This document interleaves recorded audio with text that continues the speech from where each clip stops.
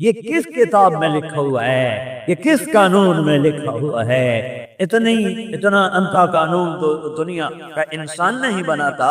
یہاں بھی چور کو پکڑنے کی کوشش تو ہے، یہاں بھی چور کو پکڑنے کی کوشش تو ہے، انسان کوشش تو کرتا ہے۔ میرے بھائیو اپنے اللہ سے صلح کرو، اپنے اللہ کو راضی کرو، اپنے اللہ کے آگے سر جھکاؤ۔ وہ بڑا غفور الرحیم ہے، ہاں وہ غفور الرحیم ہے۔ وہ کہتا ہے تو ساری دنیا گناہوں سے بھر دے، ساری دنیا گناہوں سے بھر دے، ساری زمین گناہوں سے بھر دے، پھر اپنے گناہوں کو تہ بتہ لگاتا جا اور آسمان کی چھت کے ساتھ لگا دے۔ یا ابن آدم لو بلغت ذنوبک عنان السماء، میرے بندے اتنے گناہ کر کے آسمان کی چھت کو لگا، تم مستغفرتنی، پھر میری ایک شرط ہے، توبہ کر، توبہ کر، توبہ کر۔ تو توبہ کرے گا تو غفرت لک ولا ابالی، میں سارے تیرے معاف کر دوں، میں تیرے سارے معاف کر دوں گا اور مجھے کوئی پرواہ نہ ہوگی۔ غفور الرحیم ہے، میرے گناہوں پر معافی مانگنے کے لیے میں معافی مانگوں گا، سارے معاف کرے گا۔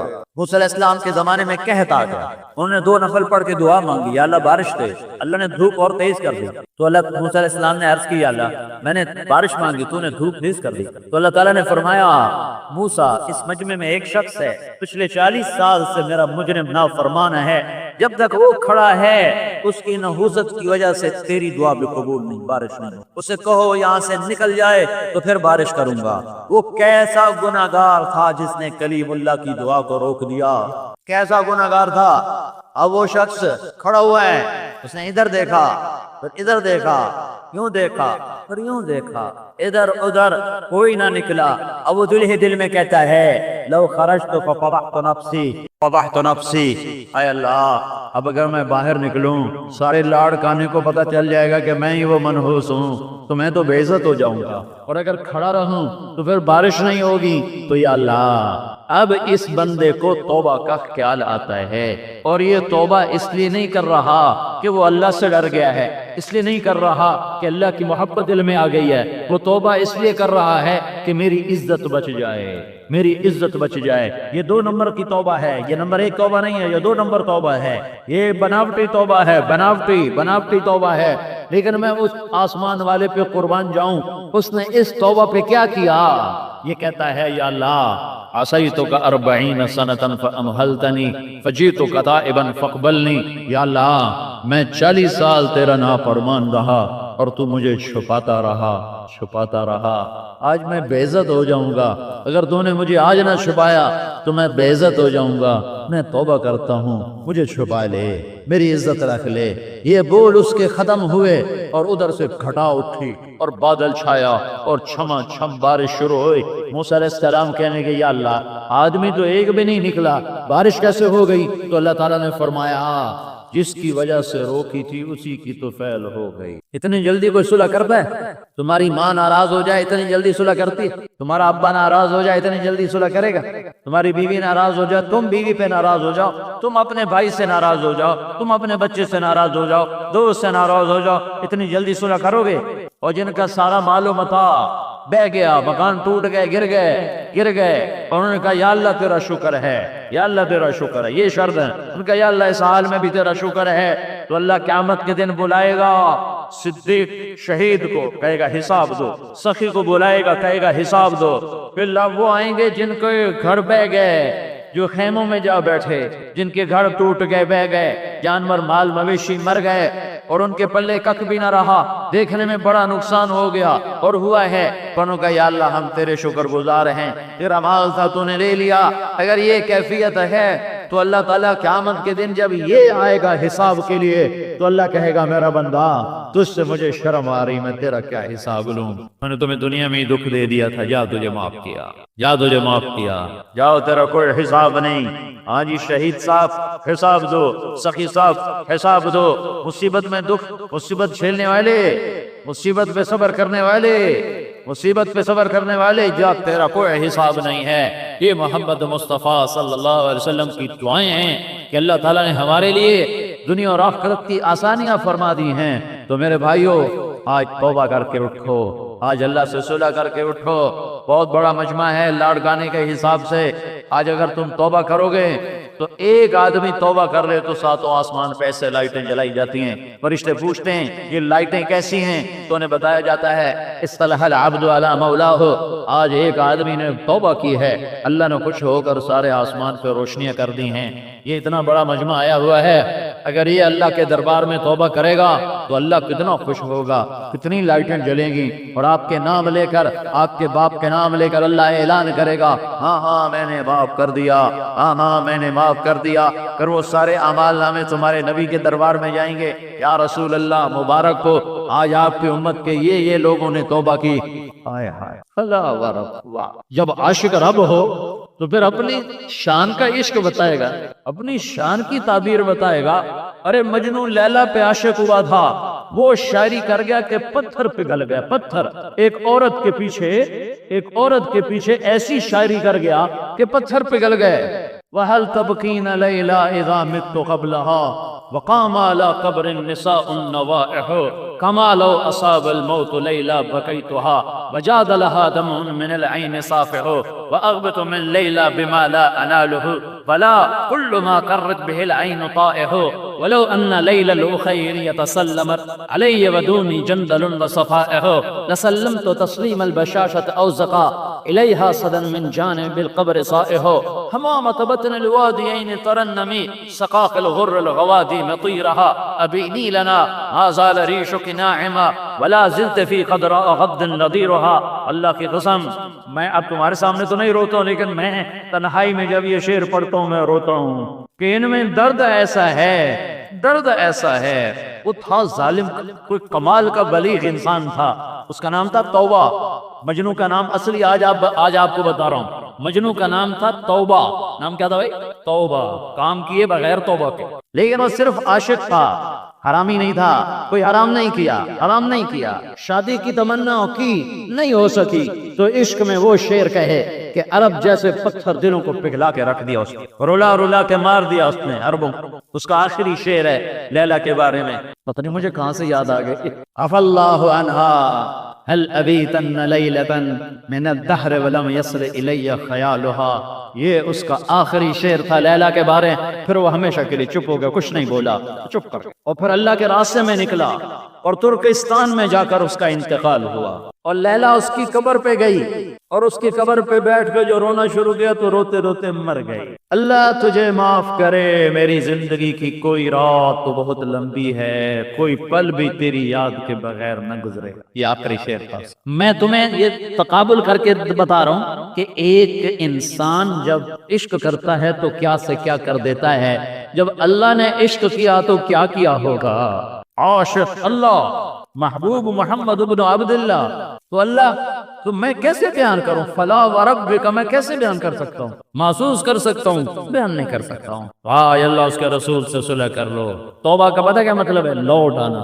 توبہ کا مطلب ہے واپس آ جانا۔ توبہ کا مطلب معافی نہیں ہے، واپس آنا۔ کتنا خوبصورت لفظ ہے، کتنا خوبصورت لفظ ہے، واپس آنا۔ جب میں گناہوں سے معافی مانگتا ہوں تو اللہ کہتا تو آ گیا، تو میرے پاس آ گیا، میں تیرا ہو گیا، تو میرا ہو گیا۔ تو میرے بھائیو آج توبہ کرتے ہو، دل سے کرتے ہو کہ اوپر سے کرتے ہو؟ سچی بتاؤ، دل سے کرتے ہو تو کہو یا اللہ میری توبہ، سارے کہو یا اللہ میری توبہ، زور سے کہو یا اللہ میری۔ اللہ آپ کی توبہ قبول فرمائے، اللہ آپ کی توبہ قبول فرمائے، اللہ میری آپ کی توبہ قبول فرمائے۔ جب آدمی کی توبہ قبول ہوتی ہے تو پھر مبارک ہو۔ اللہ کی قسم آپ سارا مجمع جو بیٹھا ہوا ہے، مجھے نہیں پتا کتنا ہے، آج آپ جتنے بیٹھے ہو اس وقت آپ یوں بیٹھے ہو جیسے ابھی ماں کے پیٹ سے نکل کے آئے۔ آپ کے سارے گناہ معاف ہو گئے، آپ کے سارے گناہ معاف ہو گئے، آپ کے سارے گناہ۔ فرائض اللہ کے فرائض، نماز، روزہ، حج، زکوٰۃ، غلطی کوتاہی ہوئی، گناہ معاف ہو گیا۔ قضا باقی ہے، مالدار حج نہیں کیا ابھی تک، گناہ معاف ہو گیا، اگلے سال جاؤ۔ نمازیں نہیں پڑھی، نمازیں شروع کرو، پچھلی قضا کرو۔ روزے نہیں رکھے، روزے رکھنا شروع کرو۔ زکوٰۃ نہیں دی، زکوٰۃ دینا شروع کرو، پچھلی تھوڑی تھوڑی کر کے ادا کرو۔ ذمہ داروں کے لیے عشر ہے، 100 من پہ 5 من، 100 من پہ 5 من، 100 من پہ 5 من۔ ماں باپ کی نافرمانی کی معاف ہو گیا۔ ماں باپ ایسی ہستی ہیں کہ میرے نبی نے فرمایا کاش میری ماں زندہ ہوتی تو میں اس کا ایسا خادم ہوتا کہ میں عشاء کی نماز کے مصلی پر ہوتا، اور فرض نماز شروع کر چکا ہوتا اور سورت فاتحہ شروع کا پڑھ رہا ہوتا اور ادھر سے میری ماں مجھے کہتی بیٹا محمد، تو میں ماں کی خاطر نماز توڑ دیتا۔ تو آپ نے جو توبہ کی ہے انشاءاللہ آپ کے سارے معاف ہو گئے۔ اب جب کبھی ٹوٹ جائے تو پھر دوبارہ کر لیں، پھر ٹوٹ جائے پھر دوبارہ کر لیں۔ یہ کون سا کوئی دنیا کا حاکم ہے جو 1-2-10 دفعہ کے بعد ناراض ہو کر کبھی معاف نہیں کرے؟ یہ تو اللہ ہے، اللہ آخری سانس تک توبہ کرتے رہو گے وہ معاف کرتا رہے۔ تو نیت کرتے ہو سارے بھائی؟ نیت کرتے ہو تو آپ بولو ساری دنیا سے توبہ کرانی ہے، ساری دنیا کے پاس جانا ہے، انہیں اللہ کا پیغام سنانا ہے، انہیں عشق رسول ان کی شمع ان کے اندر جلانی ہے۔ اس کے لیے بولو نقد کون بھائی تیار ہے 4 مہینے کے لیے، 40 دن کے لیے؟ اور دعا تک سارے بھائی بیٹھنا، میں نے مختصر بات کی ہے، سردی زیادہ ہے، آپ کو تکلیف ہو رہی ہوگی، تو دعا تک سارے بیٹھو اور اب بولو بتاؤ کون بھائی نقد تیار ہے؟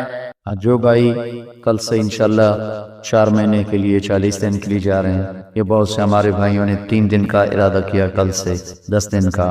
جب دعا ہو جائے گی تو آپ سارے بھائی تھوڑی سی ہمت فرما کر مسجد کے اندر تشریف لے جائیں۔ اس سے پہلے کچھ گزارشات ہیں بہت ضروری ہیں۔ اتنی بھائی آپ تشریف لائے ہیں، یہ نیت کر کے جائیں کہ آج کے بعد نماز نہیں چھوٹے گی۔ جو آپ میں دکاندار ہیں وہ آج سے یہ نیت کریں کہ اپنی دکان کو نماز پہ بند کریں۔ کیوں بھائی نیت کرتے ہیں؟ نماز پر دکان بند ہو۔ اور ایک اور بات آپ کو مشورہ دیتا ہوں، کر لیں، دیکھو تو بہت نفع ہوگا۔ اپنے جو دکان کا دروازہ یا شٹر ہے اس کے اوپر آپ لکھوائیں وقفہ برائے نماز۔ دکان کا دروازہ گرے گا اور شٹر گرے گا، اوپر لکھا ہوگا وقفہ برائے نماز۔ آپ نماز کے لیے جائیں گے۔ ہر ہے جو زکوٰۃ دیتے، اور ذمہ دار تو لاکھوں اکٹھے کروں تو ان میں کوئی ایک ہوگا عشر دینے والا، پتہ ہی کوئی کہ اللہ تعالیٰ نے فصل کی زکوٰۃ رکھی ہے، کپاس کی، گندم کی، چاول کی، باغات کی زکوٰۃ ہے۔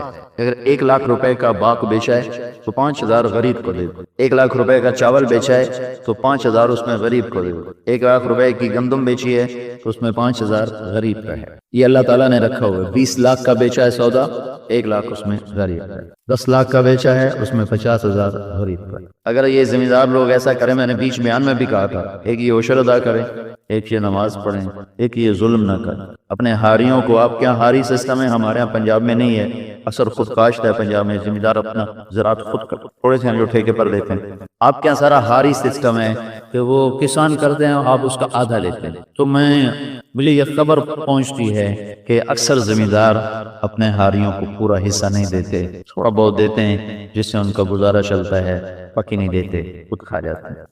اس طرح کرنے سے آپ کا حلال رزق حرام ہو گیا۔ ذمہ دارہ حلال ترین رزق ہے آج کے دور پر، اس میں جھوٹ ملاوٹ ہے ہی کوئی نہیں۔ یہ اس طرح ہو جاتا ہے جب حق نہیں دیا جاتا تو پچھلا سارا ناپاک ہو جاتا۔ دودھ میں 1 قطرہ پیشاب ڈال دو تو سارا ناپاک ہو۔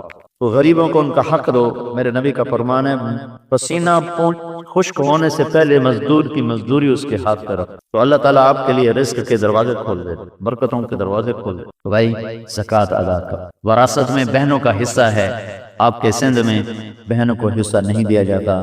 یہ ہم چونکہ اکثر پاکستان کے لوگ ہندو سے مسلمان ہوئے ہیں، تو ہندو مذہب میں ہے کہ بہن کو وراثت میں کوئی حصہ نہیں ہوتا، تو وہ تو بیچارے غلط مذہب والے ہمارے بھائی ہیں۔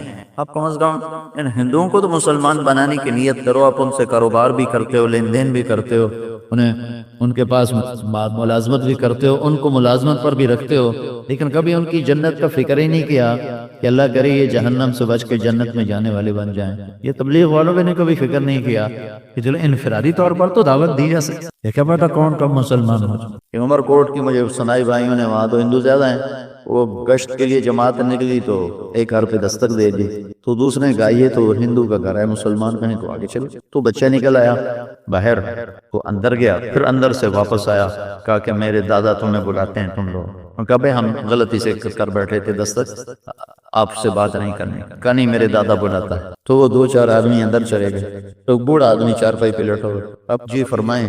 تو کہا یہ غلطی ہو گئی، ہم تو مسلمانوں سے بات کر رہے تھے تو ہمیں پتہ نہیں تھا، تو ہم نے آپ کے دروازے پہ دستک دے دی۔ کہا نہیں مجھے بتاؤ تمہاری دعوت ہے کیا؟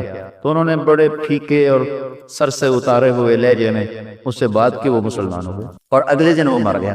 اگلے دن اس کا انتقال ہوا، ساری زندگی کفر میں گزری اور آخری دن اللہ نے ایمان نصیب فرمایا اور وہ جنت میں چلا گیا۔ تو اب اتنے ہمارے ہندو بھائی رہتے ہیں، انہیں جنت میں لے جانے کا فکر کیوں نہیں کرتے کہ اللہ ان میں کوئی جہنم میں جانے نہ۔ یہی تو غم تھا جو ہمارے نبی کا سینہ پھاڑ کے رکھ دیا کہ اللہ سب کو ہدایت دے دے، سب کو ہدایت۔ پتھر کھا کے بھی دعا کرتے رہے کہ اچھا یا اللہ اگر یہ طائف والے لوگ اب ایمان نہیں لائے تو اللہ کرے ان کی نسل میں کوئی ایمان دے۔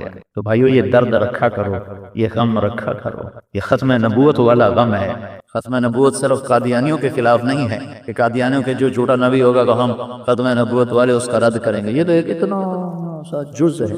بہت بڑی ختم نبوت کی ذمہ داری میں ایک چھوٹی سی ذمہ داری ہے کہ کوئی جھوٹا نبی کھڑا ہوتا ہے تو اس کے خلاف اس کا رد کیا جائے گا، دفاع کیا جائے گا، اس کو کافر قرار دیا جائے گا، اس کے جھوٹ کو کھولا جائے گا۔ یہ 100 میں سے ایک حصہ ہے، 99 حصے تو ختم نبوت کے باقی۔ اپنوں کو بھی سنبھالو اور غیروں کو ایمان کی دعوت دے کر انہیں جنت میں لے جانے کی کوشش کرو۔ منت جہاں دلائل نہیں چلتے وہاں منت کشامت چل دیتے۔ ہم 89 کا حج تھا، اس وقت وہ شیطان کو پتھر مارتے تھے نا دوست، وہ پل سے اترتے ہی نائی کھڑے ہوتے تھے استرے لے کر، تو حاجی پہلا کام کرتا جا کے شیو کراتا۔ پہلا گناہ جو حج کے بعد کرتے ہیں وہ یہ کرتے ہیں۔ تو ہم کنکریاں مار کے نیچے آ رہے تھے، کٹھے تھے، پشاور کا ایک نوجوان، ہم کٹھے حج کر رہے تھے، راشد اس کا نام۔ تو ایک آگے نوجوان بالکل وہ ادھر وہ نائی صابن لگا چکا تھا اس کی داڑھی پر، وہ 3-4 دن ہو جاتے ہیں نا تو شیپ بڑھ جاتا ہے، تو اس کی داڑھی پر ایسے صابن لگا چکا تھا اور وہ اس طرح میں وہ فٹ کر رہا تھا، وہ بلیڈ فٹ کر رہا تھا۔ تو پتہ نہیں اس کو کیا درد اٹھا، یہ راشد جو تھا یہ ایک دم جا کے اس کے پاؤں پڑ گیا۔ میں نے کہا اللہ کے واسطے، اللہ کے واسطے ابھی تیرے سارے گناہ معاف ہوئے ہیں، یہ دوبارہ اپنا کھاتا نہ کھول۔ تو ایک دم وہ جو تھا شیو کرانے والا وہ رونے لگا اس کی منت دیکھ کر، اور وہ جو یہاں تولیہ نہیں رکھا ہوتا اس نے اپنے سارا سے صاف کیا، کہنے کا میری توبہ، کہتا میرا خط بنا دے، آج کے بعد میں نے داڑھی رکھ لی۔ تو لوگ سمجھتے ہیں شاید ہم دلائل سے قائل کریں گے، تبلیغ میں کوئی دلیلیں دی جاتی ہیں؟ تبلیغ سارا منت سے کتنا کام آگے، تبلیغ تو ہے ہی منت خوش آمد کام، اس لیے تو ہر آدمی کر سکتا ہے۔ ہاں مسئلہ علماء مسئلہ بتانا علماء کا کام ہے، شریعت کے حدود بتانا علماء کا کام ہے، تبلیغ تو ہر امتی کا کام ہے۔ اس میں تو منت کرنی ہے، اور منت میں بھی کر سکتا ہوں، آپ بھی کر سکتا ہوں۔ تو جتنے غیر مسلم ہیں سب کو ایمان پہ لانے کی نیت کرو، ملو انفرادی ملاقاتوں میں، ہر وقت تو آپ کو بیٹھنا ان کے ساتھ ہو۔ تو میں بات یہ کر رہا تھا بہنوں کو وراثت میں حصہ دو۔ ہندو مذہب میں بہن کو وراثت میں حصہ نہیں، بہت تو مذہب ہی نہیں رہا، تو جس مذہب میں بت پرستی آگے وہ مذہب ختم ہو۔ تو بہنوں کو وراثت میں حصہ دو، یہ اللہ نے حق رکھا ہے، یہ ادا کرو گے آپ کی باقی ساری روزی اللہ پاک فرما دے۔ ماں باپ اگر زندہ ہیں تو ان کی خدمت کر کے دعا لو۔ آپ نے فرمایا باپ تیری جنت کا دروازہ ہے، اور اللہ تعالیٰ نے کہا لا تقل لہما اف، ماں باپ کے آگے اف نہ کرو۔ اف اف ہماری زبان میں ہے، ماں نے بلایا، باپ نے بلایا، یہ ناگواری کے ساتھ یہ ہے، یہ اللہ کہہ رہا ہے یہ بھی نہ کرو ورنہ تمہارے عمل میں غارت کر دوں۔ وَخْفِضْ لَهُمَا جَنَاحَ الذُّلِّ مِنَ الرَّحْمَةِ، ماں باپ کے آگے ایسے ہو جاؤ جیسے پرندہ زخمی ہو کے گرتا ہے تو شکاری کے رحم و کرم پر پر پھیلا کے پڑا ہوتا ہے، کر دے صبر۔ اگر وہ مر چکے ہیں تو ان کے لیے ایصال ثواب کرو، ان کی قبروں پہ جاؤ، ہفتے بعد، مہینے بعد، 6 مہینے بعد، سال بعد ضرور جاؤ قبروں پہ، بیٹھ کے پڑھا کرو قرآن، اس سے مرنے والوں کو انس اور بہت ان کو فائدہ ہوتا ہے۔ نہیں جا سکتے ہو تو جہاں بیٹھ رہے ہو وہاں پڑھتے رہو، ان کے لیے ایصال ثواب اپنی زندگی کا حصہ بناؤ، کہ ماں باپ کا حق ادا ہو ہی نہیں سکتا۔ ایک صحابی آئے، یا رسول اللہ مجھ سے بڑا گناہ ہو گیا ہے۔ آپ نے کہا تیری ماں زندہ ہے؟ کہا جی فوت ہو گئی۔ کہا تیری خالہ زندہ ہے؟ کہا جی زندہ ہے۔ کہا جا خالہ کی خدمت کر تیرا گناہ معاف ہو جائے۔ کیا؟ آپ نے کہا میرے گھر کے قریب اس کا گھر ہوگا جس کے اخلاق اچھے ہوں گے اور جو بیوی سے اچھا سلوک کرے گا، اس کا گھر میرے گھر کے قریب ہو جائے۔ ایک اپنی بیوی سے اچھا سلوک کرو، ایک اپنے اخلاق اچھے کرو، آپ اللہ کے محبوب کے گھر کے قریب اپنا گھر بناؤ۔ بھائیو یہ وہ دین ہے جو نہیں بتایا جا رہا۔ میں نے مدرسے میں پڑھا بھی ہے، پڑھاتا بھی ہوں، ہم بھی نہیں پڑھاتے ہی نہیں، ہم پڑھاتے ہی نہیں۔ تو اس لیے ہمارے مدرسے کے بچے بھی اس صفت سے خالی ہو، انہیں بھی نہیں پتا ہوتا کہ کسی سے کیا برتاؤ کرنا ہے اور کیسے کرنا ہے۔ میں گھر بیٹھا تھا اپنے دیرے میں، تو ایک ہمارا ساتھ گاؤں کے قریب ایک غریب آدمی، 2 ایکڑ اس کی ٹوٹل زمین، تو اس نے بچے کو بڑی محنت کر کے پڑھایا، مولوی بنایا، ملتان کے ایک بڑے مدرسے میں پڑھایا۔ کچھ دن گزرے تو وہ بیٹے کو لے کر میرے پاس آیا، تو مجھ سے کہنے لگا مولانا صاحب یہ میرا پتر پڑھیا تو ہے پر کڑیا کوئی نہیں. پنجابی سمجھ رہے ہو؟ اے میرا پتر پڑھیا تو ہے پر کڑیا کوئی. یہ پڑھا تو ہے پر سیکھا کچھ نہیں. اس میرے بیٹے نے پڑھا تو ہے پر سیکھا کچھ نہیں. اور دلیل کیا بھی؟ کہا جی اس کو تو ماں باپ سے بولنے کا ہی سلیقہ کوئی. اس کو تو یہی نہیں پتا کہ ماں سے کیسے بات کرنی، باپ سے کیسے بات. تو یہ تو پڑھ کے تو آیا ہے بس سیکھ کے کوئی نہیں ہے. یہ مدرسوں میں پڑھایا ہی نہیں جاتا، صرف چند مسئلے ہوتے ہیں جس پر سارا زور لگ رہا ہوتا ہے. تو لہٰذا ہماری معاشرت انتقامی سی ہے، انتقامی سی. نہ بھائی کو بخشتے ہیں، کوئی تھوڑی سی بات ہو جائے بھائیوں سے بھائی کاٹ ساری زندگی. دینداروں کو جو شیطان مار دیتا ہے، اب وہ اتنی بڑی داڑھی والا، سر پہ پگڑی باندھنے والا، اس کو آ کر کہے گا کہ تم جا کے جوا کھیلو. مجھے آ کر کہے گا کہ جا کے جوا کھیلو. میں نے تو کبھی خواب میں بھی جوا نہیں کھیلا. خواب بھی آئے گا تو میں کہوں گا استغفر اللہ لا حول ولا قوت الا باللہ. کبھی شراب کا خیال نہیں آئے گا داڑھی والے پگڑی والے. کبھی خواب میں بھی شراب پیتا دیکھ لے گا نا، کہے گا استغفر اللہ استغفر اللہ استغفر اللہ. لیکن یہی تہجد گزار ایسی زہریلی زبان رکھتا ہے کہ سانپ کا ڈسا کیا تڑپتا ہے جو اس کے بول کا ڈسا تڑپتا ہے. ایسے سخت جملے بولتا ہے کہ ہڈیاں تک اس کی جلا کے رکھ دیتا. اور غیبت اور گالیاں نیک لوگوں کو غیبت میں پھنساتا ہے اور عوام الناس کو گالیوں میں پھنساتا ہے. مجھے رحم آتا ہے یہ کھوتا ریڑھی والے کھوتے کو ماں بہن کی گالیاں نکال رہے. کھوتے جو بیچارہ سب سے بے عقل جانور ہے. بات اپنی زبان کو قابو میں رکھ، یہ سارے دین کا خلاصہ ہے. یا معاذ افلا انبئک بملاک الامر کلہ قال ما هو یا رسول اللہ واہوى باصبعیہ الی لسانہ. یہ پکڑ دے رہا تھا تو معاذ یا رسول اللہ انو آخذ بما نقول، انو آخذ بما نقول، زبان کے کہے کا حساب ہوگا. تکلت کا امک یا ابن جبل وهل يكب الناس في نار جہنم الا حصائد السنتهم. ارے معاذ جبل کے بیٹے، میں تو تمہیں سمجھدار سمجھ کے بات کر رہا تھا. سب سے زیادہ جہنم میں دھکا دینے والی زبان ہوگی. نیک لوگ غیبت بہترین مشغلہ، بہترین شوق. علماء، صوفیاء، تبلیغ والے، نمازی، حاجی، پرہیزگار کا سب سے پسندیدہ کام غیبت. عوام الناس ماں بہن کی گالیاں. بھائیو زبان پہ قابو، میٹھے بول کے عادی بنو، سہ جاؤ پی جاؤ، کوئی زبان پہ غلط بولنا نہیں. تو اللہ کی قسم کھا کے کہتا ہوں، اللہ سن رہا ہے، بڑے بڑے تہجد گزار تمہاری گرد کو نہیں پا سکتا. ساری رات کے تہجد گزار سارے دن کے روزے دار سے بڑا درجہ ہے اچھے اخلاق والے. نیت کر دے ہو. لیکن یہ باتیں صحبت سے آتی ہیں، میرے بتانے سے کہاں آئیں گی. صحبت سے صحبت میسر ہوتی ہے یہ اللہ کے راستے میں کہ ہر مہینے تم 3 دن جماعت میں جاؤ. یہ آپ کا مرکز ہے. جمعرات کو یہاں آؤ، مغرب سے عشاء یہاں گزارو، دھیان سنو، پھر رات یہاں قیام کرو. 100 200 400 500 مسلمان اکٹھے ایک جگہ جب جمع ہوتے ہیں، 1000 2000 جیسے آپ محنت کرو گے ویسے مجموعہ بڑھ جائے گا. مجموعہ تو محنت سے اللہ بڑھا رہا ہے، بڑھ رہا ہے. دنیا کے آخری کنارے تک اللہ تعالیٰ نے بات کو پہنچا دیا ہے. تو جمعرات کو یہاں آؤ، یہاں قیام کرو، بیان سنو، رات قیام کرو، پورے ہفتے کا غبار دھل جائے گا. مہینے میں 3 دن اللہ کے راستے میں جانا شروع کرو تو اللہ تعالیٰ آپ کے دل کی دنیا بدل دے. جنید جمشید ناچتا تھا، گاتا تھا، تو میں نے کہا 3 دن ہر مہینے لگائے. اس نے اعتراض کیا میں تو گاتا ہوں ناچتا ہوں، میں بھی 3 دن لگاؤں گا. میں نے کہا یہ دوائی ہے، دوائی کھاؤ گے تو ٹھیک ہوگے. اب مریض یوں کہ پہلے ٹھیک ہو جاؤں پھر دوائی کھاؤں. میں کہا یہ پہلے ہم ٹھیک ہو جائیں پھر تبلیغ کریں گے. تو تبلیغ میں جانا ہی ٹھیک ہونے کے لیے. تو 3 دن بھی لگاتا رہا، گاتا بھی رہا. 6 سال اس طرح چلتا رہا. سے روزے بھی لگ رہے ہیں اور اسٹیج پہ گانا بھی چل رہا ہے. پھر آخر دوائی بڑھتے بڑھتے اثر کرتی گئی. بیماری کو اس نے پکڑا، پھر اس نے 4 مہینے لگائے، پھر اللہ تعالیٰ نے اس سے نجات دی.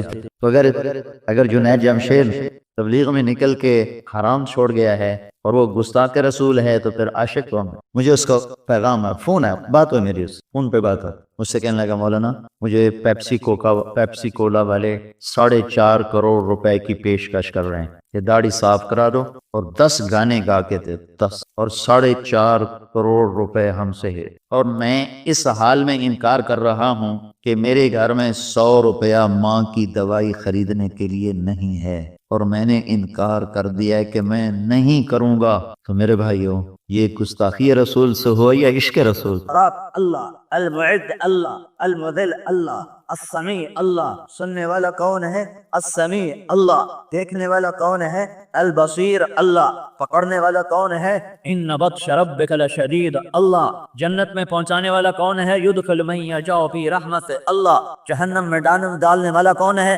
لأملأن جہنم من الجنۃ والناس اجمعین اللہ نطفے سے انسان بنانے والا کون ہے؟ وَلَقَدْ خَلَقْنَا الْإِنسَانَ مِنْ سُلَالَةٍ مِنْ طِينٍ اللہ پھر اسے نطفہ بنانے والا کون ہے؟ ثُمَّ جَعَلْنَاهُ نُطْفَةً فِي قَرَارٍ مَكِينٍ اللہ پھر نطفے کو جوک میں بدلنے والا کون ہے؟ ثُمَّ خَلَقْنَا النُّطْفَةَ عَلَقَةً وہ اللہ پھر جوک کو لوتھڑا بنانے والا کون ہے؟ فَخَلَقْنَا الْعَلَقَةَ مُضْغَةً وہ اللہ پھر اس میں ہڈیاں پرونے والا کون ہے؟ فَخَلَقْنَا الْمُضْغَةَ عِظَامًا پھر ہڈیوں پہ گوشت اور شکل بنانے والا کون ہے؟ فَكَسَوْنَا الْعِظَامَ لَحْمًا روح ڈال کے ماں کے پیٹ سے نکالنے والا کون ہے؟ ثُمَّ السَّبِيلَ يَسَّرَ اللہ پھر زندگی دے کے چلانے والا کون ہے؟ وہ اللہ پھر زندگی دے کے مارنے والا کون ہے؟ ثُمَّ أَمَاتَهُ اللہ پھر قبر میں ڈالنے والا کون ہے؟ فَأَقْبَرَهُ وہ اللہ پھر مرے ہوں کو اٹھانے والا کون ہے؟ ثُمَّ إِذَا شَاءَ أَنشَرَ اللہ پھر قیامت کا دن قائم کرنے والا کون ہے؟ وہ اللہ فَإِذَا جَاءَتِ الطَّامَّةُ الْكُبْرَى سورج کو بے نور کرنے والا کون ہے؟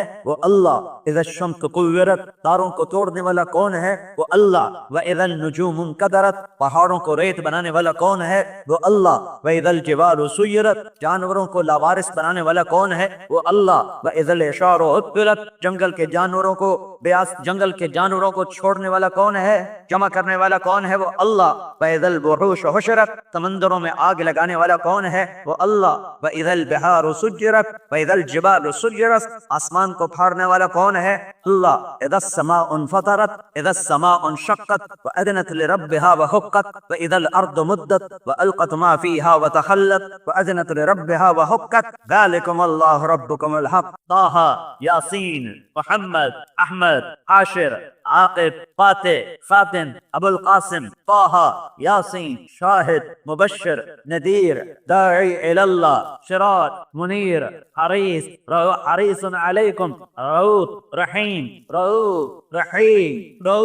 رحیم سبحان اللہ اللہ نے اپنے دو ناموں میں سے دو نام اپنے نبی کو عطا فرمائے اللہ اپنے بارے میں کہتا ہے لوگو ان اللہ بالناس لرؤوف الرحیم ان اللہ بکم لرؤوف الرحیم لوگوں میں ساری کائنات کے لیے رؤوف الرحیم ہوں اور میرا اللہ اپنے محبوب کو اپنے ناموں میں سے یہ دو ناموں کا تحفہ دیتا ہے اور کہتا ہے بالمؤمنین رؤوف الرحیم میرا نبی ایمان والوں کے لیے رؤوف ہے رحیم ہے رؤوف ہے رحیم ہے محمد ہے احمد ہے طه ہے یاسین ہے مزمل ہے مدثر ہے عاقب ہے فاتح ہے اتبعہم رسولا میرا تم پر احسان ہوا کہ میں نے تمہیں اپنا حبیب عطا فرمایا یا میرا تم پر احسان ہوا کیسا حبیب تبارک الذی نزل الفرقان علی عبدہ لیکون للعالمین نذیرا سارے عالم کا نبی کیسا نبی ما کان محمد ابا احد من رجالکم یہ ولکن رسول اللہ و خاتم النبیین کیسا نبی رسول ہے اور خاتم الانبیاء ہے خاتم النبیین ہے خاتم النبیین ہے کیسا نبی یا ایھا النبی انا ارسلناک شاہدا شاہد و مبشرا بشارت دینے والا و مبشرا و نذیرا اور ڈرانے والا و داعیا الی اللہ اللہ کی طرف پکارنے والا و سراجا منیرا اور سراج منیر کیسی رسالت کیسا رسول یاسین والقرآن الحکیم انک لمن المرسلین قسم ہے قرآن حکیم کی تو میرا رسول ہے کیسی رسالت فلا اقسم بما تبصرون وما لا تبصرون انہ لقول رسول کریم وما هو بقول شاعر مجھے قسم ہے دیکھے اندیکھے کی یہ میرا رسول ہے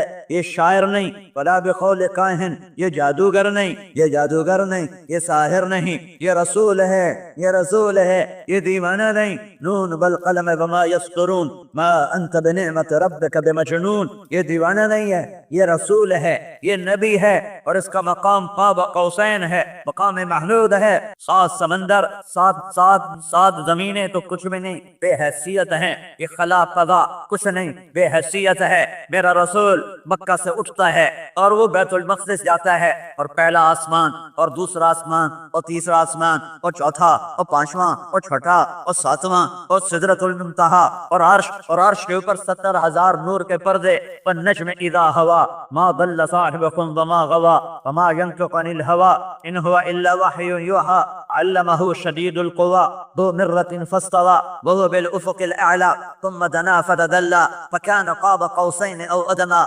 فأوحى إلى عبده ما أوحى ما كذب الفؤاد ما رأى أفتمارونه على ما يرى ولقد رآه نزلة أخرى عند سدرة المنتهى عندها جنة المأوى إذ يغشى السدرة ما يغشى ما زاغ البصر وما طغى لقد رأى من آيات ربه الكبرى والضحى والليل إذا سجى ما ودعك ربك وما قلى وللآخرة خير لك من الأولى ولسوف يعطيك ربك فترضى ألم نشرح لك صدرك ووضعنا عنك وزرك الذي أنقض ظهرك ورفعنا لك ذكرك إنا أعطيناك الكوثر فصل لربك وانحر إن شانئك هو الأبتر. یہ میں نے نعت خوانی کی ہے قرآن سے. میری آپ کی نعت کیا ہے؟ ہاں بھائی ہضم کر، شاباش، اچھا جذبہ ہے ماشاءاللہ. میری او بھائی ہضم کرو ماشاءاللہ ماشاءاللہ. زندگی بدلو، نعرے نہ لگاؤ، زندگی بدلو آج اور زندگی بدلو. یہ بھی ایمان کا جذبہ ہے. ایمان سے آدمی کے منہ سے نکلتا ہے، بغیر ایمان کے نہیں نکلتا. اور اتنا ایمان بناؤ کہ تم غلام رسول نظر آؤ، تمہارا چہرہ میرا پتہ چلے کہ ہاں یہ واقعی جذبے والا ہے، یہ واقعی غلام رسول ہے. میں نے یہ شکل اس لیے نہیں بنائی کہ میں مولوی صاحب ہوں، نہیں، یہ میرے محبوب کی شکل ہے، میں نے نقل اتاری ہے. تم بھی نقل اتار لو. سچے عاشق بنتے پھریں گے، اس ظاہر تو بناؤ. مجھے بتاؤ کیا نقل مار کے پاس ہوتے ہیں کہ نہیں ہوتے؟ لاڑکانے میں نقل مار کے پاس ہوتے ہیں کہ نہیں ہوتے؟ یہ کتنے بچے بیٹھے مجھے نظر آ رہے ہیں، بولو بتاؤ ہوتے ہیں کہ نہیں ہوتے؟ ہوتے ہیں نا. تو میں کہتا ہوں تم اپنے نبی کی نقل اتار لو، تم تو کہہ دو جی میرا اندر بڑا خراب ہے، رہنے دو، یہ تو بناؤ تو تمہارا رب تمہیں دیکھ کے ویسے ہی تیار کر لے گا. یہ تو میرے محبوب کی ہم شکل ہے، یہ تو میرے محبوب کی شکل والا ہے. اور میں ایک عام انسان ہوں. میں کوئٹے میں تھا تو ایک آدمی ایک بچہ لے کر آیا 4 سال کا. کہنے لگا جی یہ میرا بچہ ہے، اس کے دل میں سوراخ ہے، اس کے لیے دعا کر دو. تو میں نے کہا اس کا علاج کراؤ. کہا جی میں غریب آدمی ہوں، 2-2.5 لاکھ کا خرچہ میں کہاں سے کروں گا. جب میں نے بچے کو غور سے دیکھا تو بالکل میرے بیٹے کے ہم شکل. میرا بچہ 6 سال کا، وہ 4 سال کا. مجھے اس میں اپنے بیٹے علی کی شکل نظر آئی. میں ایک انسان ہو کر مجھے ایسی محبت اٹھی. میرا بھائی دل کا ڈاکٹر ہے، میں نے اسے فون کیا، ایک بچے کا علاج کرنا ہے، پیسہ اپنا لگانا ہے، اس سے نہیں لینا. 2.5 لاکھ روپیہ خرچ ہو گیا اور اس سے ایک پیدا نہیں لیا. اور اللہ کی قسم میں اسے نہیں جانتا تھا، صرف یہ میرے بیٹے کے ہم شکل تھا. اور میں ایک چھوٹا سا ذمہ دار ہوں اور میں نے اپنی ہمت کے مطابق یہ سب کچھ کر دیا. تو جب تم اللہ کے محبوب نقل اتارو گے تو اللہ کیا کرے گا؟ سندھی نظر نہ ہو، پٹھان نظر نہ ہو، بلوچی نظر نہ ہو، پنجابی نظر نہ ہو، محمدی نظر آؤ. ہی محمد سے وفا تو نے تو ہم تیرے ہیں، یہ جہاں چیز ہے کیا لوح و قلم تیرے ہیں. اس کی شکل میں آؤ، اس کے روپ میں آؤ، اس کے اخلاق میں آؤ. اللہ نے ایک ہی سے سفشت کیا، اس کی ہر ادا کو محفوظ کر دیا، اس کی ہر شے کو محفوظ کر دیا. اس کے گھوڑے محفوظ، اس کے خچر محفوظ، اس کے گدھے محفوظ. افیریا پور یہ میرے نبی کے گدھوں کا نام ہے. دلد الفضہ میرے نبی کے خچروں کا نام ہے. اسقا شہبا جدعا قصوا میرے نبی کی اونٹنیوں کا نام ہے. اسکر سالب میرے نبی کے اونٹوں کا نام ہے. لہیب تراد لزاز سجل ورد مرتجل سقب صبح یہ میرے نبی کے گھوڑوں کے نام ہیں. تبلیغ نے تو لاکھوں نوجوانوں کو داڑیاں رکھوا دی، پگڑیاں بدوا دی، شرابیں چھڑوا دی، زنا چھڑوا دیے، قتل چوریاں ڈاکے چھڑوا دیے، ماں باپ کا فرمان بردار بنا دیا، بیوی کا وفادار بنا دیا، سود چھڑوا دیا، ظلم چھڑوا دیا، جھوٹ چھڑوا دیا. اگر یہ گستاخی رسول ہے تو عشق رسول کیا چیز ہے؟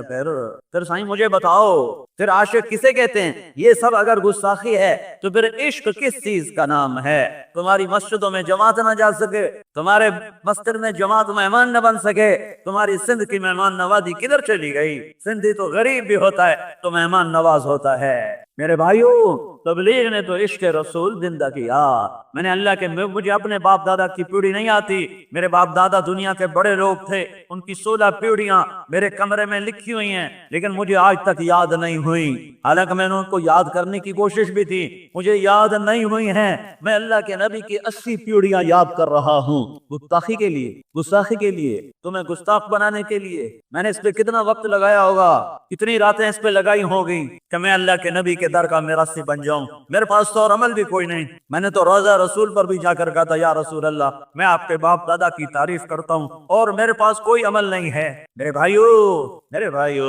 रिवाज पे ना चलो, अपनी अकल को भी इस्तेमाल करो, इस खोपड़ी को भी इस्तेमाल करो। एक आदमी तबलीग में जाता है कि सारी जिंदगी सांचा नबूवत में ढल जाती है, सुन्नत के तरीके पर आ जाता है, वो कितने बड़े बड़े हराम छोड़ जाता है। अगर ये गुस्ताख रसूल बना है तो फिर आशिक रसूल कौन है? इसे नमाज नहीं आती, इसे कलमा नहीं आता, जो सूद में फंसा हुआ, जिना में फंसा हुआ, चोरी डाके में फंसा हुआ। कुछ तो सोचना चाहिए। तबलीग ने तो इश्क रसूल जिंदा किया, मेरे नबी की जिंदगी को जिंदा किया, मेरे नबी की जिंदगी को 6 बर्रादों में जिंदा कर दिया।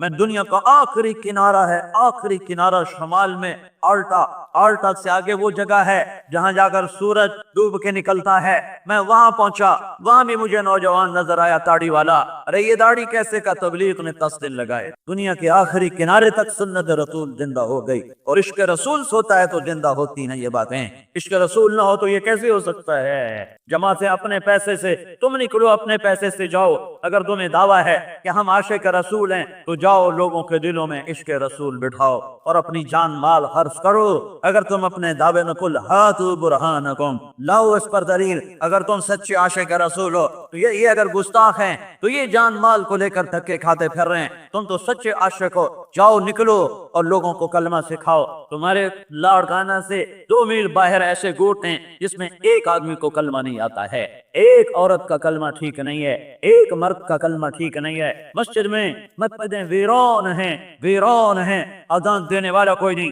नमाज पढ़ाने वाला कोई नहीं। ये जाकर मस्जिदें तुम्हारी साफ करते हैं, तुम्हारे गोट के लोगों को कलमा पढ़ाते हैं, याद कराते हैं। तुम्हारी मस्जिदों में झाड़ू देते हैं, अजानें देते हैं, नमाजें पढ़ते हैं। अगर ये गुस्ताख रसूल हैं तो फिर माफ करना, फिर दुनिया में आशिक है ही कोई नहीं।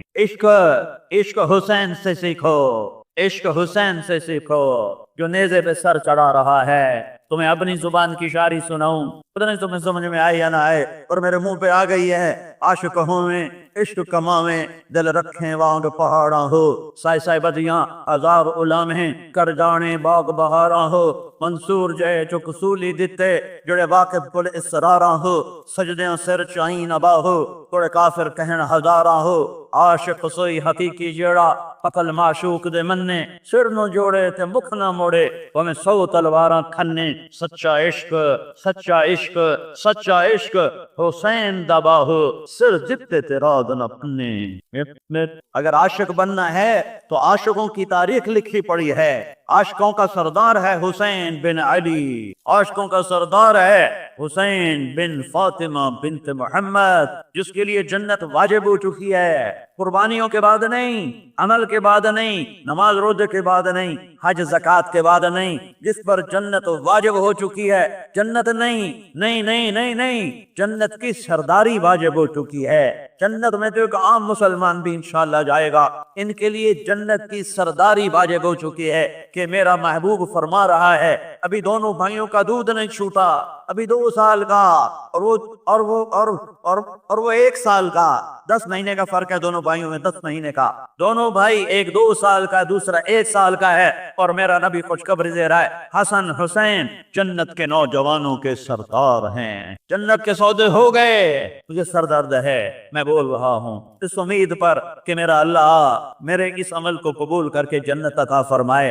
पर मुझे पता नहीं मेरा अमल कबूल है या मरदूद है। तुम इस आस पे आए हो, ये कोई सियासी मजलिस नहीं है, कोई सियासी जलसा नहीं है। तुम सारे अल्लाह उसके रसूल की रजा और मोहब्बत में आए हो कि अल्लाह ताला हमारा ये अमल कबूल करे और हमारी बख्शिश हो जाए। लेकिन अल्लाह की कसम, हम अल्लाह की रहमत को उम्मीदवार हैं, पर हम दावा नहीं कर सकते कि पता नहीं तुम्हारा सुनना, मेरा सुनाना कबूल है या नहीं है। दावा कोई नहीं। इधर तो दावे हो चुके हैं, इधर तो खबरें भी जा चुकी हैं, इधर जन्नत के मकाम बताए जा चुके हैं कि फातिमा तू और मैं, मेरा नबी कह रहा है, मेरा नबी कह रहा है, मेरा नबी कह रहा है, तुम्हारा कायनात का नबी कह रहा, फातिमा मैं और तू और ये दोनों बेटे हसन और हुसैन और ये अली जो सोया हुआ है, हम पांचों क़यामत के दिन इकट्ठे होंगे। فیصلے ہو گئے، فیصلے ہو گئے، اب نیزے پہ چڑھنے کی کیا ضرورت ہے؟ معاملہ تو سارا جنت کا تھا کہ اللہ جنت عطا فرمائے، جنت تو مل گئی، جنت تو اپنی ہو گئی، اولاد کی بھی ہو گئی، اپنی بھی ہو گئی۔ علی علی تجھے بشارت ہو، جنت میں تیرا گھر میرے گھر کے سامنے ہے۔ تو سارا گھر اوپر پہنچ گیا، نبی کے گھر کے آگے گھر بن گیا۔ اب حسین کو سر کٹانے کی کیا ضرورت ہے؟ آل رسول کے بدن کے ٹکڑے ٹکڑے ہونے کی کیا ضرورت ہے؟ اب اہل بیت جن کے خون کا ایک قطرہ ساتوں زمین آسمان سے زیادہ قیمتی، اللہ کی قسم ساری دنیا کا خون بہا دیا جائے تو اہل بیت کے خون کے ایک قطرے کی قیمت نہیں بن سکتا۔ وہ کربلا میں بہ گیا، منو من بہ گیا، منو من بہ گیا، اور جسموں پہ گھوڑے دوڑا دیے گئے اور سر کاٹ دیے گئے، نیزوں پہ چڑھا دیے گئے۔ اور حضرت زینب رضی اللہ تعالی عنہا نے جب اپنوں کے سر کٹے دیکھے نیزوں پر اور بدن ادھڑے ہوئے دیکھے گھوڑوں کی ٹاپوں سے، تو حضرت زینب نے ایک نوحہ کہا، واہ محمد واہ محمد، یا رسول اللہ، ہمارے نانا، ہمارے نانا، اے یا محمد آج دیکھ تیری امت نے کیا کیا۔ آدھا حسین بالعرا ازمل الدماء وقطع الاعضاء، آج تیرے حسین کی بارات آئی ہے، آج تیرے حسین نے سرخ جوڑا پہنا ہے، اپنے خون کی پھاروں سے، اپنے خون کے دھاگے سے جوڑا بنایا ہے، اور اس نے زیب تن کیا ہے، اور آج اس نے پھول پتیوں کا ہار پہنا ہے، اپنی ہی بوٹیوں کو کاٹ کاٹ کے آج اس کا ہار ہے۔ آج یا رسول اللہ، آج آپ کی اولاد ذبح کر دی گئی اور آپ کی بیٹیوں کو قید کر دیا گیا۔ یہ عشق کی کہانیاں ہیں، یہ عشق کی کہانیاں ہیں، یہ کربلائیں ہیں، اور یہ ایک بڑی ہے، ایسی لاکھوں کربلائیں قائم ہوئیں، تب جا کے دین زندہ ہوا، تب جا کے اس شمع میں روشنی آئی، اور اس چراغ نے تیل ڈالا، اور اس کلی میں مہک آئی، اور یہ کلی پھول بن کے کھلی۔ اس کے نیچے کربلاؤں کا خون ہے۔ یہ صرف نعرے لگانے سے محبت کے دعوے ثابت نہیں ہو سکتے، نہیں ہو سکتے۔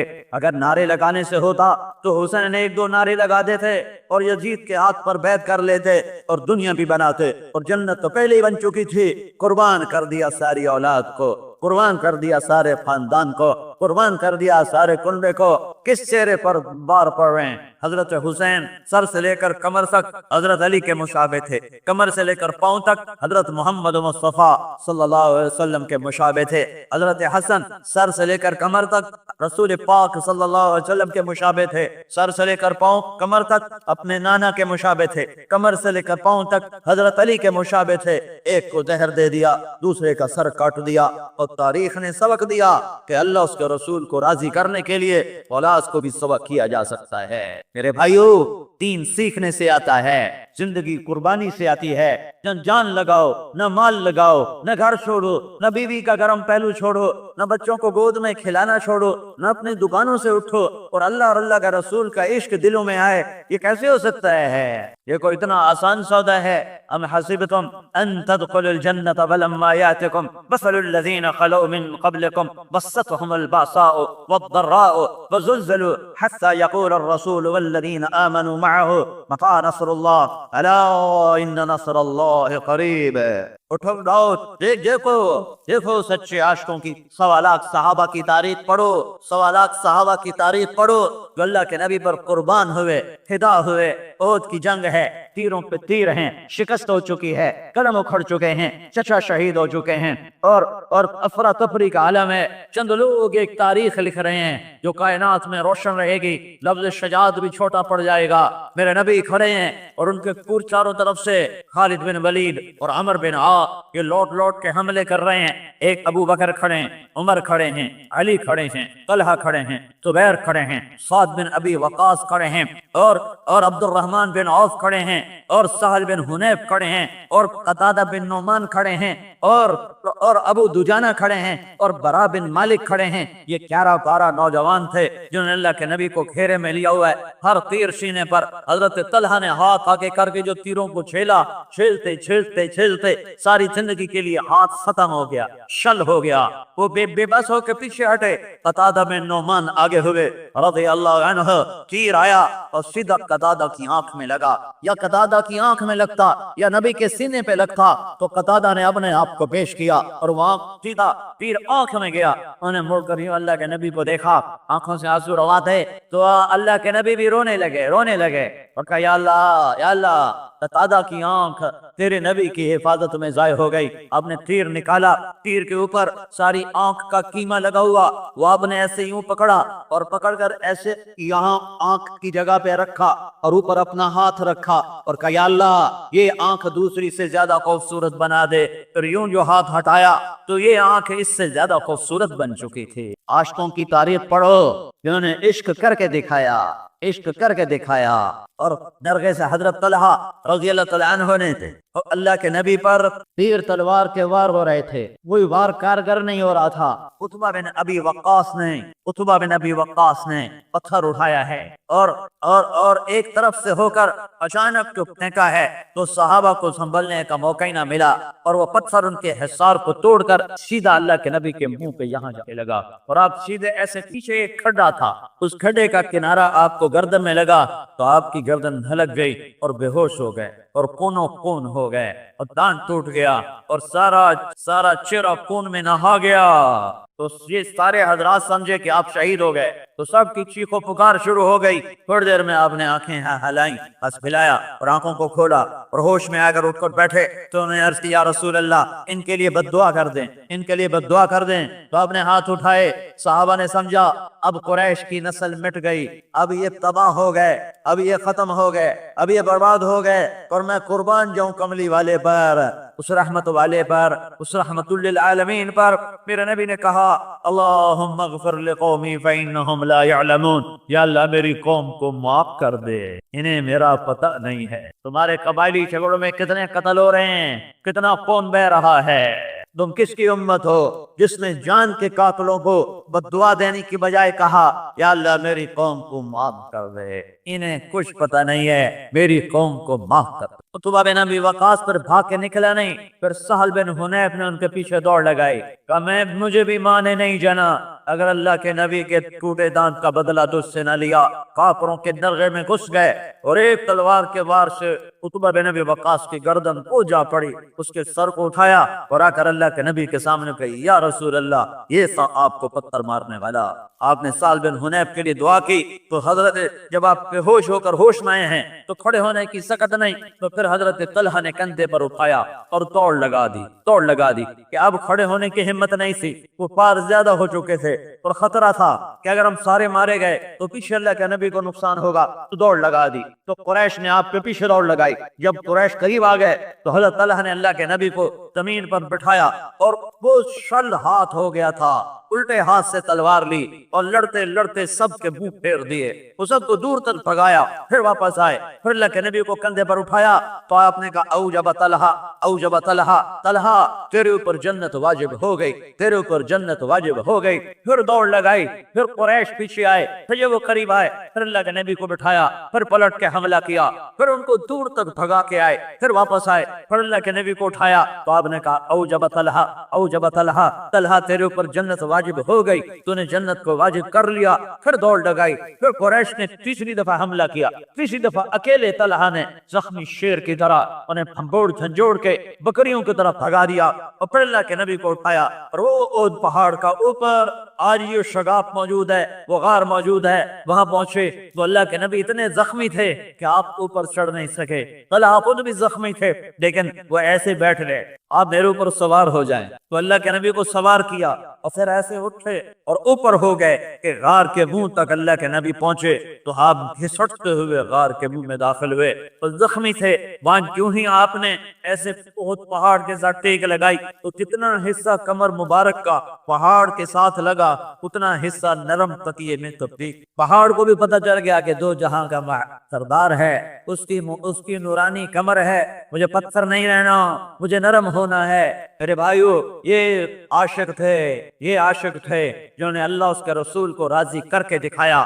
تبلیغ بھی یہ پیغام ہے کہ اللہ اس کے رسول کو راضی کرو، اس کی مبارک زندگی اپنی زندگی بناؤ، اس کو سیکھنے کے لیے پھرو، دنیا میں بھی، ملکوں میں بھی، اپنے ملک میں بھی پھرو، اپنے دیش میں بھی پھرو اور سارے عالم میں پھرو اور اپنے اللہ سے صلح کر کے جیو، اللہ کو منا کے جیو، اللہ کو ناراض کر کے نہ جیو. کبھی آپس کی لڑائیاں، کبھی ماں باپ کی نافرمانیاں، کبھی شراب کے اڈے، کبھی زنا کے اڈے، کبھی कत्ल गारत की दुश्मनियां, कभी सूद पे कारोबार, कभी सूद पे सेविंग अकाउंट, कभी नमाज का छोड़ना, कभी रोजे का छोड़ना, कभी हज का छोड़ना, कभी ज़कात का इनकार, ये सारे वो काम हैं जो अल्लाह से बगावत हैं, जो अल्लाह से बगावत हैं, जो अल्लाह से बगावत हैं। मेरे नबी ने फरमाया बेनमाजी नहीं, नमाजी। नमाजी कौन सा नमाजी? जो मस्जिद में नहीं जाता, घर में पढ़ लेता है, दुकान पे पढ़ लेता है, छोड़ता नहीं है। मेरा नबी इतना नाराज है इस नमाजी पर कि आपने फरमाया मेरा जी चाहता है मैं बिलाल से कहूं अजान दे,